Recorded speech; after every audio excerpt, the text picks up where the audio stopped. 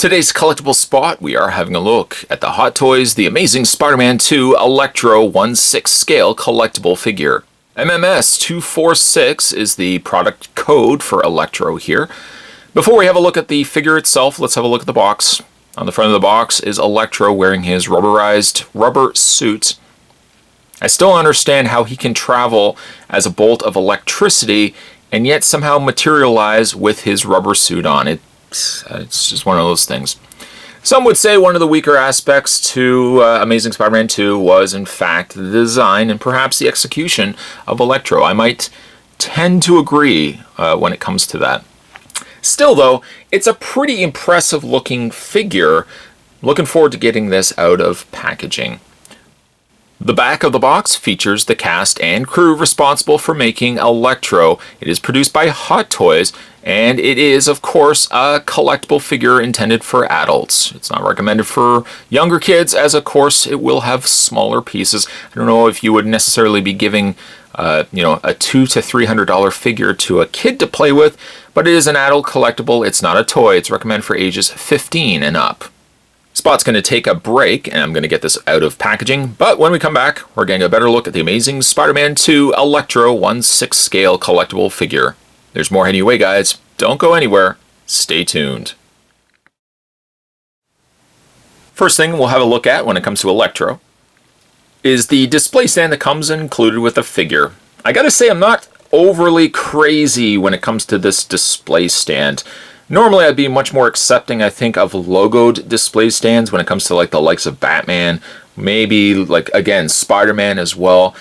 I don't know, Electro, I just kind of wish perhaps in a case like this, it would have been like a scene, like an actual road image as opposed to this. It kind of just looks like The Flash or Shazam, with the lightning bolts all sticking around.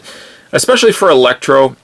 And the thing is, too, with Electro having this adjustable neck, his adjustable stand has the flexible neck, you're going to probably be displaying him levitating. And what better thing to have him levitating over is an actual, ground scene or something. Not crazy that it's got this big lightning bolt on it and it's got this electricity around it. It just seems like a missed opportunity, perhaps. I mean, again, at least you can display him pretty cool. You can have him levitating and stuff like that, but yeah, I don't know. Not crazy about the Shazam lightning bolt they opted to go with for his display stand. Cool look to have him levitating, yes. Something underneath him a little more relative to the movie I think would have helped. The figure itself, based on the source material that the figure is derived from, I think is pretty cool. The overall look of the suit, his face, and the way it's been sculpted, I think is really nice. It's not to say I was crazy, though, about the look of Electro in the movie. To be honest, I really wasn't. Nothing against Jamie Foxx. I thought Jamie Foxx was a fine Electro. But I just feel like at the end of the day, when we got ourselves Electro from The Amazing Spider-Man 2, I just feel like he didn't live up to... Electro could have been a larger-than-life villain. When you start dealing with electricity, that's when you could have had a really phenomenal design of a character. And I think they really should have just let everything go and just kind of think outside the box with Electro. They could have almost even had, a suit of some sort, maybe with like rods. And then the electricity in the middle would have made his face. Something very, very cool. At the end of the day, we just got a bald guy wearing a rubber outfit. And yeah, he had the electricity and stuff going on with it, but just not super crazy about the design. That being said, though, Hot Toys did a fantastic job on the figure, though I'm not crazy about the source material that the figure was derived from. Getting a look at his face, he's got a pre-sculpted angry face, as, fairly enough he looks in the movie. The particular head sculpt, let's go ahead and take it off. Don't worry, Spot hasn't broken his head. The head itself is magnetized. It's one of the ways they worked around having this whole head light up. I'll show you how it lights up in a second, but let's just get a better look at the face first. Here's the problem I have with the fact that this lights up. I feel like, not that they would have given us two heads, but I feel like maybe for the fact that this head lights up, I feel like you end up losing a little bit of the subtle details in his face that I would have really preferred a fully painted face, and then maybe a swappable head that would have had the ability to light up. Because I feel like unless you light this figure up, which I will show you, I feel like unless you light it up, some of the really cool sculpts on here just get really lost because everything is such dark and very singular, I think, in color. The eyes get very lost in the trenches of the eye sockets there. The teeth, while sculpted, quite nice. I just feel like everything is very dark in display. In fact, I would have almost even opted to swap out the light up feature altogether in favor of a fully painted face that would have been much brighter on display. The thing is though, like if you're not displaying these figures ever lit up, a lot of stuff like this ends up getting lost because this figure will sit in your filing cabinet, in your display cabinet, and unless you have it lit up, especially if the cabinet is not lit in itself, I just feel like a face sculpt like this, you would not be able to see it very well from a distance. Kind of wish that they had opted to paint it rather than have the light up bring up all the details on the head sculpt. Just my own opinion.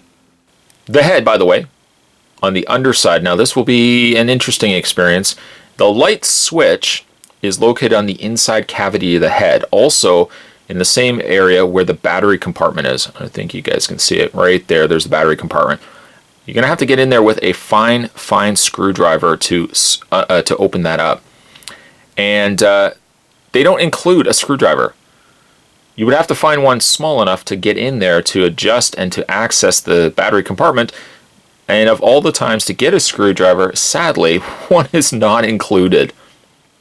Once, however, you get the battery cover opened, luckily I did have a small enough screwdriver to access it, you have to now struggle to get 2 batteries inside the head. Luckily, the folks at Hot Toys do give you at least a little pair of plastic tweezers. It's not to say that's going to make things any bit easier to get the batteries in there. At least it helps.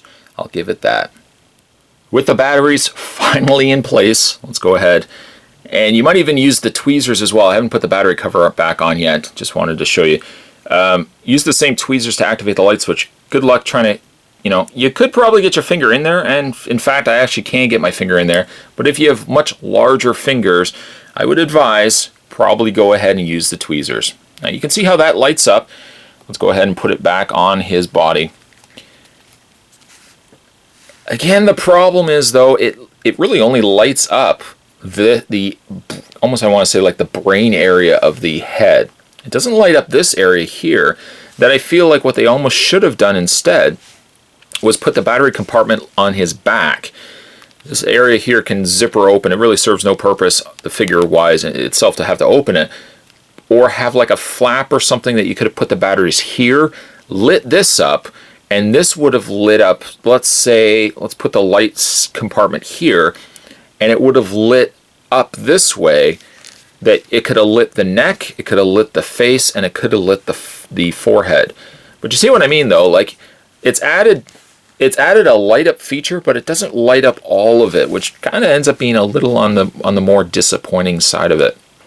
If they wanted to incorporate a gimmick, at least if they had given us 2 different heads, one head being the light up options and one head being the painted option, you could have had the option to switch in and out depending on how you wanted to have them displayed. I am never going to have Electro lit up like this all the time in the display case.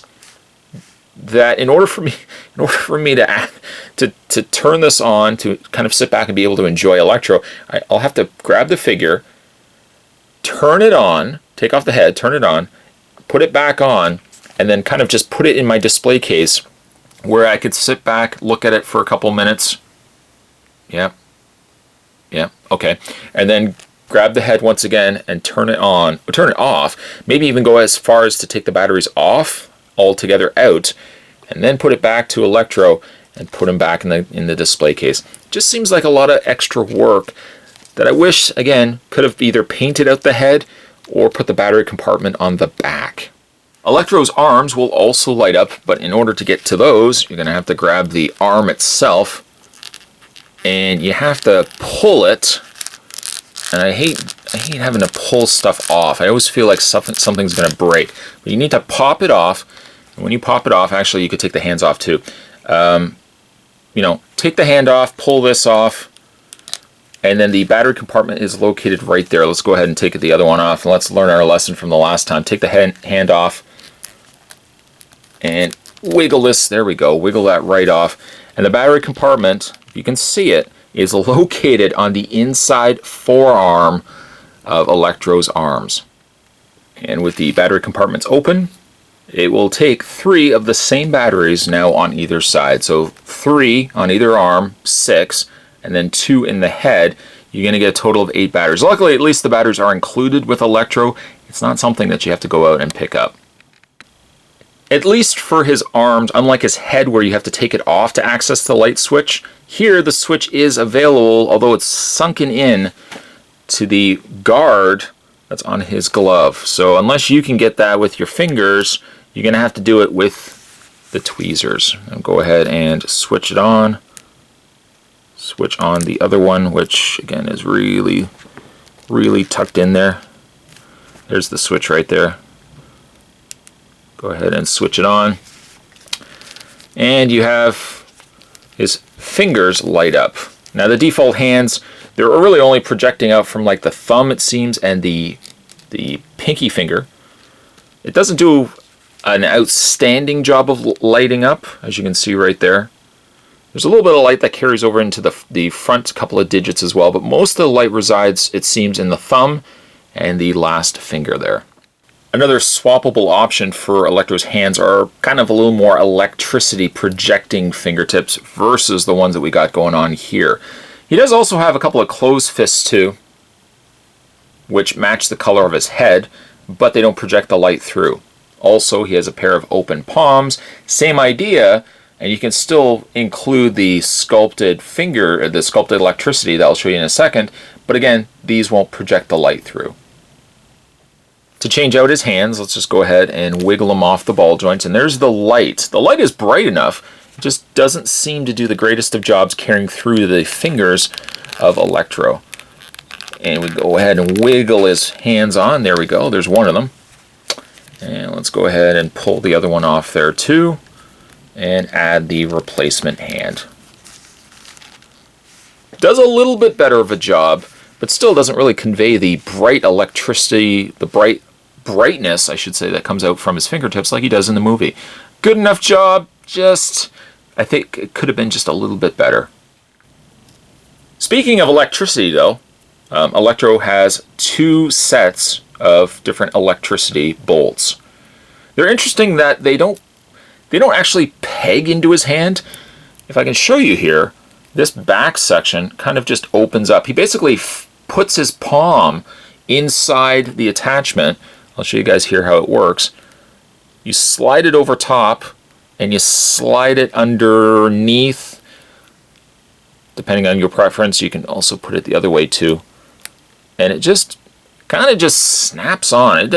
Again, it's really weird. There's how it is right there. You see how it kind of opens up? There's like a little hand opening there.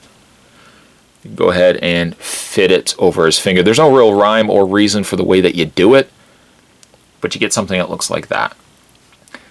The light doesn't do the greatest of jobs of carrying through into this, but at least these are translucent in color, and the coloring that they've painted them to just gives it something a little extra that I feel like the lights just don't seem to do on their own. For something a little bit longer, however, you get basically the same notion of electricity. It's just a little bit longer, but attaches the exact same way. There's a little top area that goes over and a little area underneath that you can fit it over his fingers. And again, you just, don't really even peg them into place.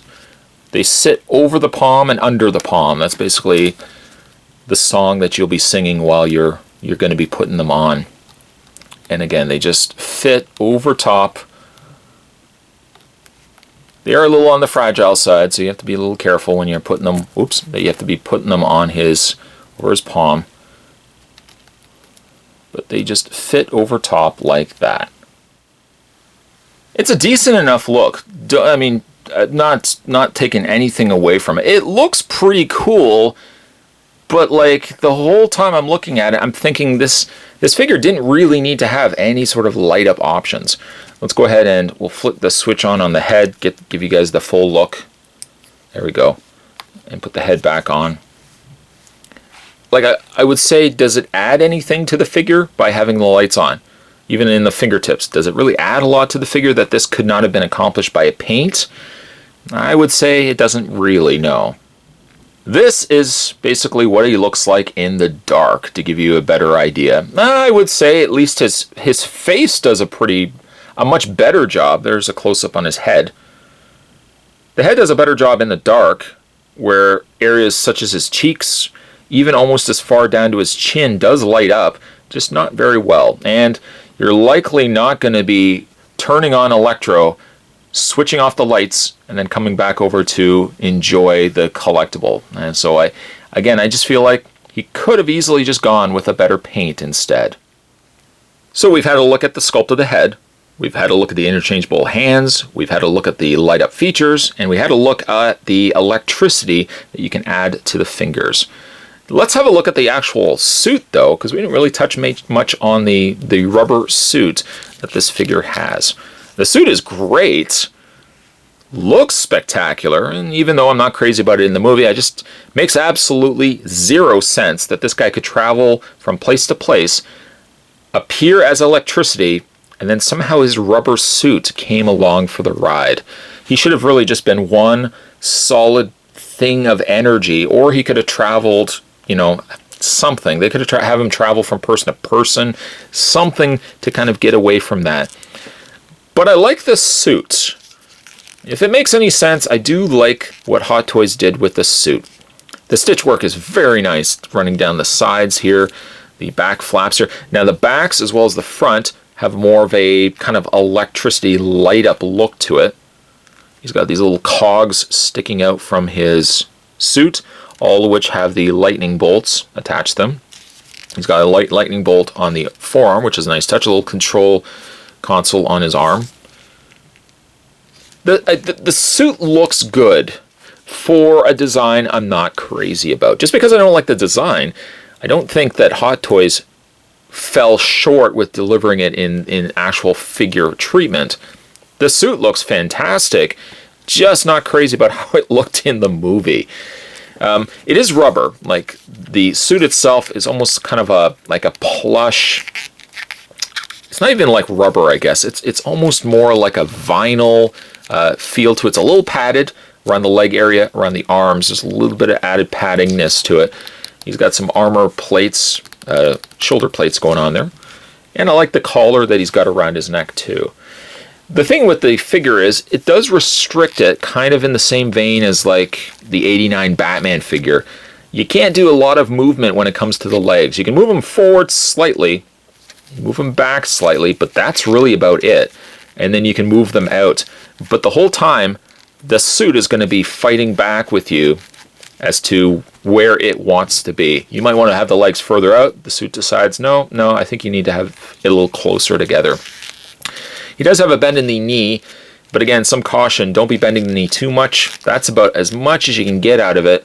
You could probably do a little bit further, but I wouldn't advise it because that's putting a lot of stress right at the back there. That may cause damage to the knee, the actual knee cap of the figure inside. He does have posability in the boots, and you can pose the feet ever so slightly. This is a denser plastic than the vinyl that they've used for the rest of the suit. The fingers are plastic. This forearm area here is plastic, but this here is all that kind of plush vinyl. There's a zipper on the back. You don't need to open this at all unless they had put the battery compartment there, which I think they should have. But there's a little zipper on the back. Don't need to access that. Here's one thing though. I'm just going to put him down there for a second. Here's one thing that I feel like this figure should have had, and I don't know why Hot Toys opted not to include it. The beginning of the movie, when he first becomes Electro, he's wearing a hoodie, and he's basically wearing just like a pair of sweats. I kind of was hoping that when I was going to open up the box for this figure, that the sweats and the hoodie would have been an included option. And sadly, it was not. Out of box immediately, what you get is the figure that you see, the interchangeable electricity bolts, the batteries, the interchangeable hands, but you don't get any other options for clothing other than what you see right here. He doesn't necessarily wear this at around, the time that he's wearing the hoodie, but, if they had given the option to give us like a sweatshirt that you could have put over top of him, pants, and the hoodie, to be perfectly honest, I would have probably displayed Electro more so with the hoodie than I would have had him displayed like this, to be perfectly honest. I just don't feel like... I think he looked just cooler. I don't know. Maybe it's just me, but I would have opted more so for the hoodie with the hood down, where you only saw a little bit of his face, than, this look right here. I wish Hot Toys had given us the hoodie. Maybe they figured, okay, it would have been a real hard time to get the sweatshirt over top of a suit that really doesn't have a lot of give to start off with. Maybe that was their logic behind it. But I just wish that they had given us somehow an option to give him a hoodie too. But still, it's a good looking suit. I just would have displayed him more so, I think, with the hoodie. Now, when it comes to Electro's articulation, he doesn't have a lot. Because his head is essentially a ball joint, a magnet joint, I should say, you got a lot of movement there because technically it doesn't attach itself anywhere. It's kind of like the Dark Knight Rises Batman had the same idea. Removable head. It feels so, sectional from itself. It doesn't feel like one complete piece, but because they put the batteries in there, that's unfortunately how it has to be. But, you get a lot of movement this way. You can still pivot the head up and down, rotate it technically all the way around. His shoulders hinge out a little easier, I would say, than his legs, but pulling it too much, you're going to start adding stress to this seam right here. This seam, I don't know if you guys can see it, right here and here will start probably giving way. So I would only have the arms to about there if at all possible. Rotates at the bicep area. He has a double bend in the elbow, although you're going to really stress it at times to try to get it initially to bend. Unfortunately, because this section is the battery compartment, you lose any swivel point that would have been in the forearm area, but at least you've still got the ball joint in the hands. The torso itself does have a crunch, but you can't really do too much with it because of how tight the front of the suit is. We've already discussed the legs. They move forward and back and out, but not really as much motion as one would have hoped. He has the bend at the knee and, again, the pivot area in the foot. For one final look, there we have him next to the web crawler here, also from The Amazing Spider-Man. Still, one of my all-time favorite Hot Toy Spider-Mans is The Amazing Spider-Man 2. Electro, I think, complements him extremely well. I don't know if it's necessarily a figure that you would get on its own, but if you have Spider-Man, I think the two do work well together because they're so very different in their overall designs. I'm sure at the end of the day, it probably comes across like Spot was really dissecting this guy to death. And truthfully, while I'm not crazy about the design of him in the movie, I think Electro was a prime opportunity for the writers, the art designers, and even the director to think outside the box and give us something very fantastical.